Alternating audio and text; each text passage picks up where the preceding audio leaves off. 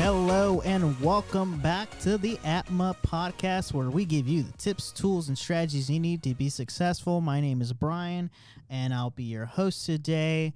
And we have our lovely guest for the final episode. Say hello. Hi, I'm Ivy, if you don't already know. And I'm Bree. You already know. All right. So it's funny because, we've been talking about Generation Z marketing, and we're putting the puzzle pieces together now, which is funny because right before this episode, we kind of just recapped on the customer journey period, which you can find on the Advent Trinity website. We talked about a lot of topics today, some controversial and some others fun, right, ladies?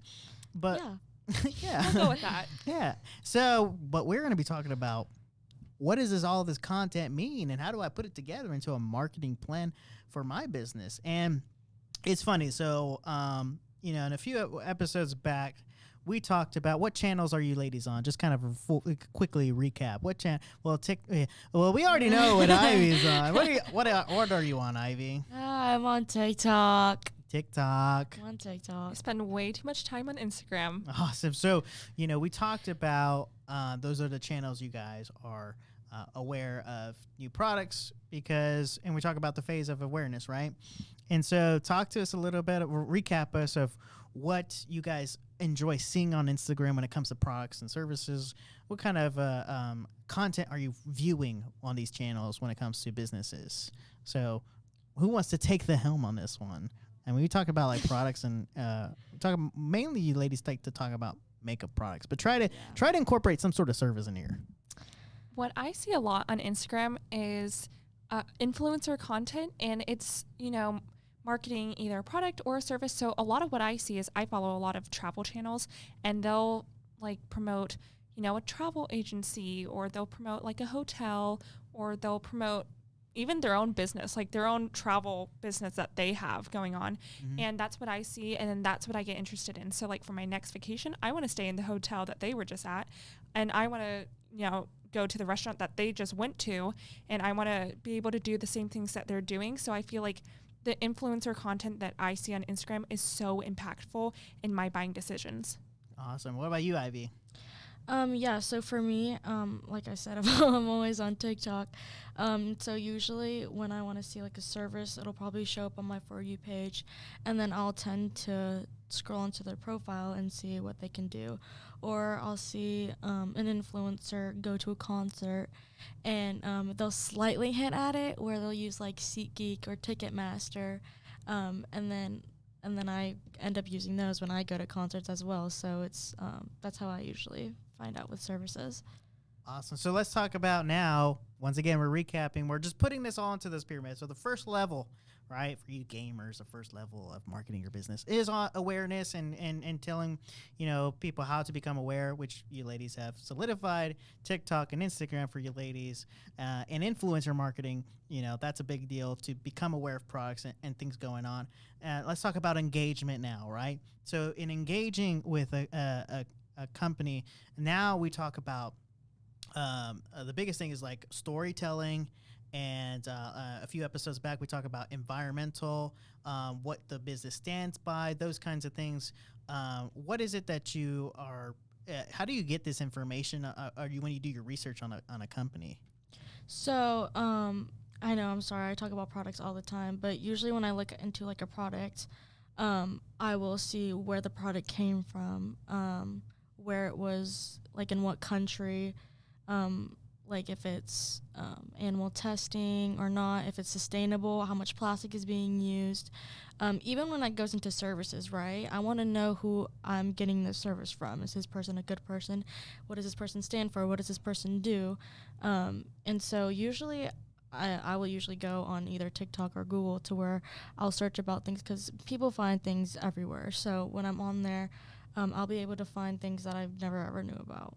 And for me, I read the reviews. I am so crazy about reading reviews because if I see like a bad review, I'm going to look for more bad reviews and see if they also said the same thing. And then that can sway my decision in buying the product or going with whatever service someone is offering. And I check on social media. I check what people are saying, what they're posting, what they're commenting under that company's page on there if they have one. And I feel like that's very important, is what other people are saying about your product or your service. That's funny because the next one we're talking about is conversion, right? This is the third phase of the customer journey. And then you ladies just solidified that when you're engaging, it's not just engaging. You guys are doing all kinds of, research on these companies from reviews. You're doing all kinds of art. You guys read articles on them. You even do the research. So this is pretty important, right? Yeah. And so when you're buying, there's obviously that buying decision of how good the product is, because obviously you don't want to waste your money, right? Yeah. And so, then we go into delight. Okay, this is the fourth phase of the customer journey, which is how satisfied you are with the product or service. Can you tell me what has happened in your experience when you've had a bad experience? Yeah. You lit up like a Christmas tree.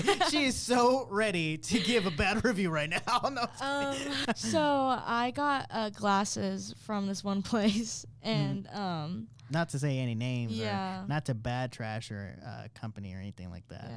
Yeah. So yeah, I bought these frames, and it came with like a service where like you put in your prescription, and they'll do your lenses for you. Obviously, you pay more, but it just kind of gets it done to the point.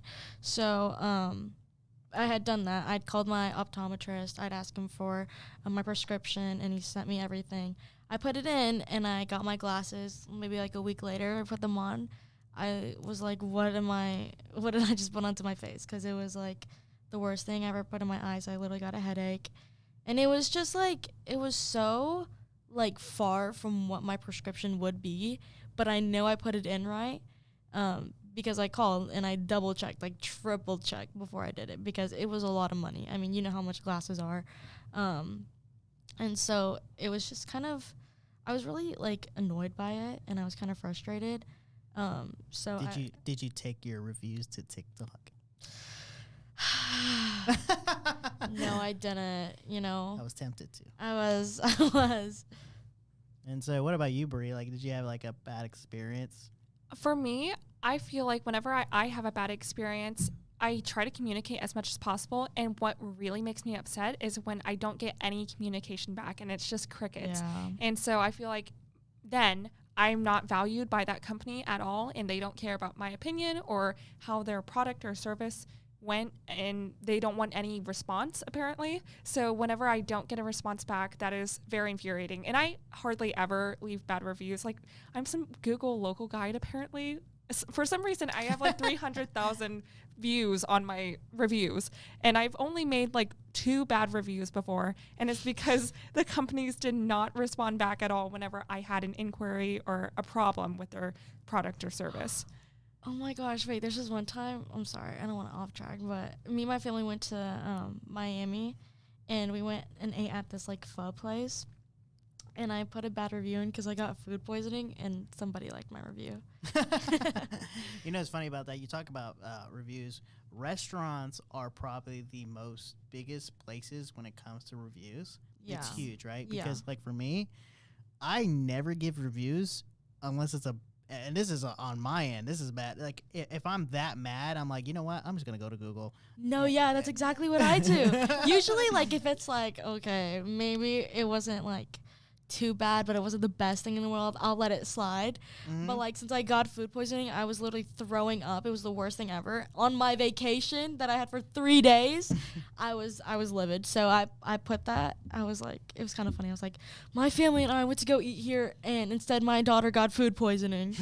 And for me, I went to a restaurant in London, and they had such bad customer service. In fact, I wasn't even served because they just, like, turned me away, even though they had multiple open seats, and just sat someone in front of me. It was crazy. And then I reviewed them. I gave them a bad review. This is like one of my 2 bad reviews, and like 15 people liked it within a week. Mm-hmm. So I feel like that's kind of telling of the service. And if I don't see a review on a place, actually, I wanted to point this out. I'm kind of skeptical about it because I'm not sure if they're legit or if the people who did review them are actual customers or anything. So I feel like getting reviews and getting testimonials is very important. Yeah, even if it's like, I've seen like restaurants that have like 64 reviews, but they're 5-star. I'm just like, nah. But if I see like a restaurant with like 1,000 reviews and it's like a 4.3, then I'm more likely to go there, even though it's less stars.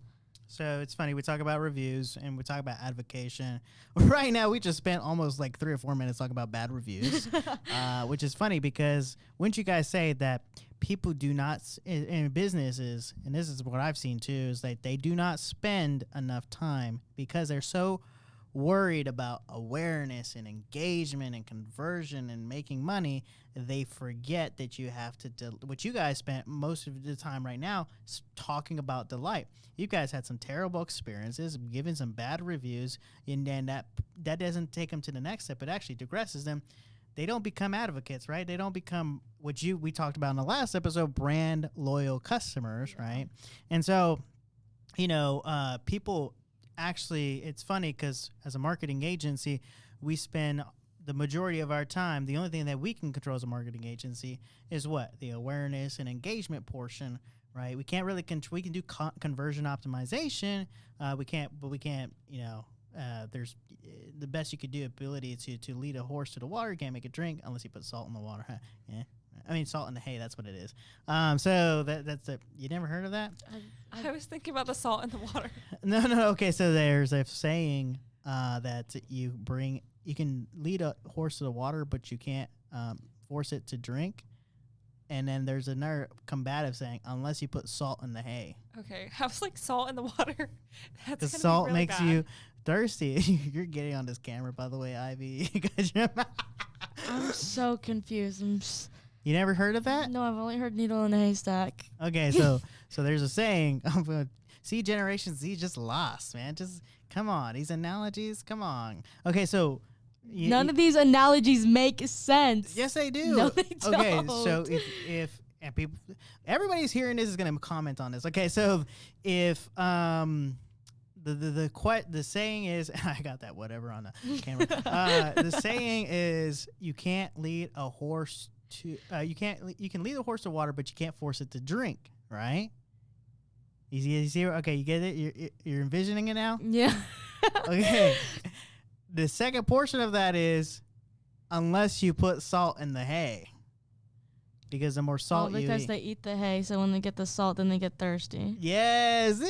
See, there you go. Okay, but anyways, the moral of that story, though, is it took you a long time to understand that. Well, no, I was just like sitting here, and I just thought it was going to pass, like a quick pass, and then you just kept on going. I was like, okay, now I actually have to think about it. Well, the problem with that analogy, though, is, and what's off with that, is that you have to create a problem for the horse to actually drink water. And that's what a lot of businesses don't understand about that analogy, is that they think we can create problem for the horse, and we can't. The only thing we can do is let people know about the solution, right? Yeah. And so, unfortunately, I don't control the market. We play by the market. But I did hear from the conversation of the marketing journey. So we talked about the moral story is not enough businesses are focused on, delighting their customers and making them happy. Because the next step of this is you can't move them to the advocation if they're not happy, right? In fact, you just lose them completely, right?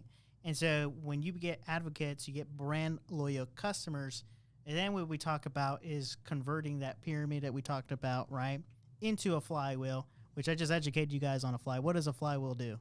It keeps spinning. Why does it keep spinning? Is it? I've never learned about flywheel. That's a trick question. Anyways, the flywheel is the mechanics of a flywheel is that you spin it once and it continues to go around, right? Yeah. So the cycle, the process continues over and over again. Only if you went through if you took your customer through each phase of the customer journey, and it only works. Yeah. But the problem is a lot of businesses, and you've solidified this, is they don't take the time to understand their customers. We talked about this in previous episodes, and they get stuck. And the biggest portion that they get stuck on, and we just solidified it in this episode, is delight.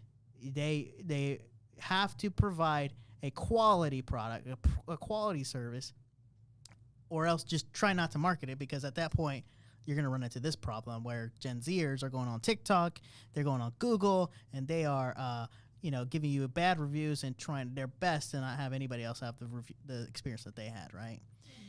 And I feel like that's exacerbated by our ability to just go and find another product quite easily. Yeah. Something that can compete with yours if yours isn't satisfying us.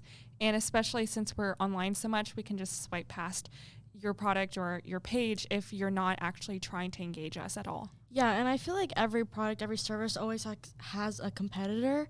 So if you want to make sure you keep your customer or your consumer, you have to really make sure that you stay within the lines. Absolutely. So, we had a fun experience. I want, this is our final episode together, so I want you to look at the camera and say, bye to everyone as we exit this season. Thank you guys for joining us. We'll go ahead and say bye, everyone. Bye, y'all. Bye.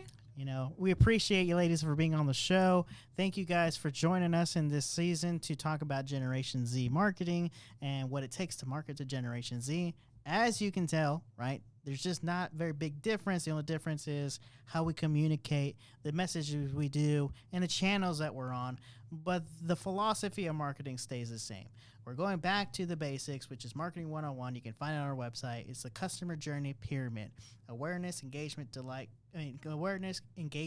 conversion, delight, and finally advocation, and the process repeats. So if you're listening to this podcast and wanting to understand a little bit more about how to market your business, just go back to the basics, but understand what kind of messages you're doing. Once again, thank you guys. My name is Brian. I'm with Advocation Marketing Agency, and we will see you next time.